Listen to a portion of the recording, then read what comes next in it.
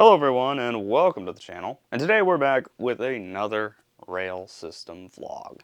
As you can see, my desk is completely dismantled, and that's because today is the day we're going to be installing the last 3 rails to the desk. And then we can start talking about the modules that we're going to be making to put all of this back underneath here. And also, I'm currently roughing it on a folding table over here. Yeah, so all the design process is going to be done at the workstation. This is classic. I mean, my channel started out on a folding table, so this isn't too out of the ordinary. But yeah, that's what we're going to be doing today. So off camera, I'm going to set up the rails because we've already seen the process in the previous vlog. Then we're going to come back and talk about some of the modules. All right, so let's talk about the modules. Let's start off talking about the hook here. We've seen the hook before. A previous vlog. This was kind of the original idea of all the cable management, all the cables being held on by these hooks. Have the hook there. It kind of works, kind of doesn't. Sags a little bit in the middle here, especially if you have like 2 hooks, you have this gap in the middle, and it does have a knack of sagging. Yeah, it just doesn't hold it secure, and in testing, these didn't really do so well. Probably will work great for other applications, but definitely not for cables. So I decided to just make the hooks bigger because I thought, oh, the big issue was the gap between the 2 hooks, so I made this guy here. If you line 2 of these up together, there should be pretty much no gap. They have a cutout in the back so you can slot cables through. But turns out that wasn't the problem. The problem was there was no way to secure the cables to the module. If you're going to do good cable management, you have to tie things down. That's where this guy came in. As you can see, it's a lot more simple than the cable duct channel thing here. All right, these Velcro zip ties just go in there like so, and hold the cables. They'll hold the cables just fine. I do need to redesign them a little bit because they don't really there's no room to like loop back around to get this really tight. So if you do tighten it, you're just basically gonna be tightening it all the way down like that, and then having all this sticking out, and I don't think that'll look great. So, and then let's just talk about this guy real quick. This is the HDMI switch module. It just friction fits into this thing. Was a pain in the butt to get in, and it is a pain in the butt to get out.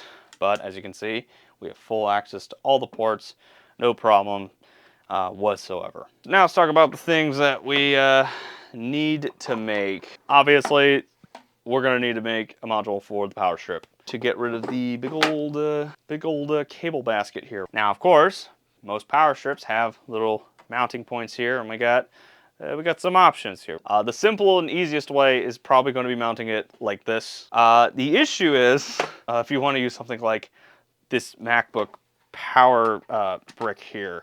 As you can see, it doesn't really hang on there, and it's kind of loose. And I don't want to wake up at the middle of the night with a large sound of this hitting the floor. That's option A. Option B, of course, is to just mount it sideways like this. And then option C is just do it like the cable basket, have it sit upright like this. The next thing is a potential thing, and that is to take the external hard drive, flip it on its side, and mount it underneath the desk. I'm gonna work on these guys, and we'll come back when I got something.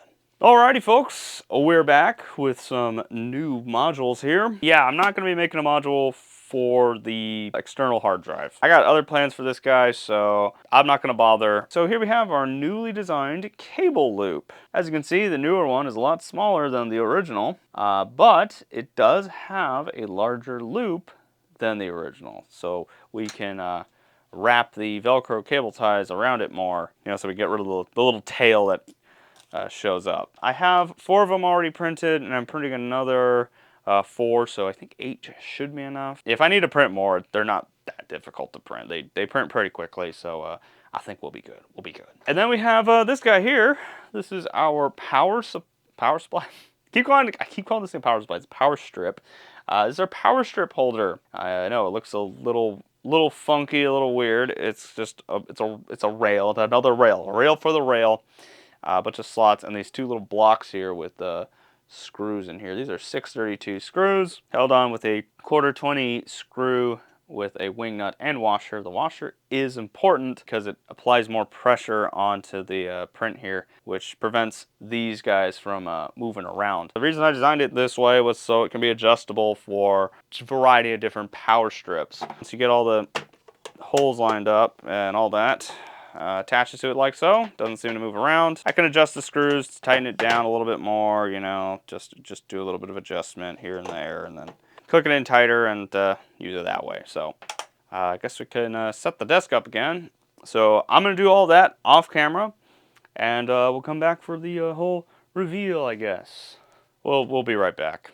And about 2.5 hours later, we're done with all the cable routing and stuff. It's definitely not the prettiest thing, but it does work.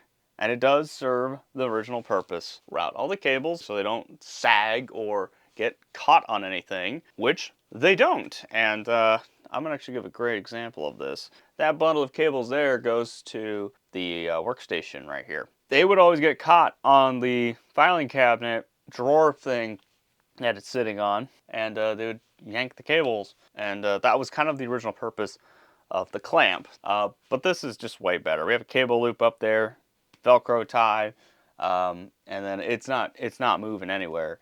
So this allows me to fish out just enough cable to make it so we could fully extend the table or fully retract it. Nothing will break, Lord willing. Another cool thing, this is kind of a side effect and wasn't really something I was, didn't really think about too much, and that is the power supply mount here. Power supply?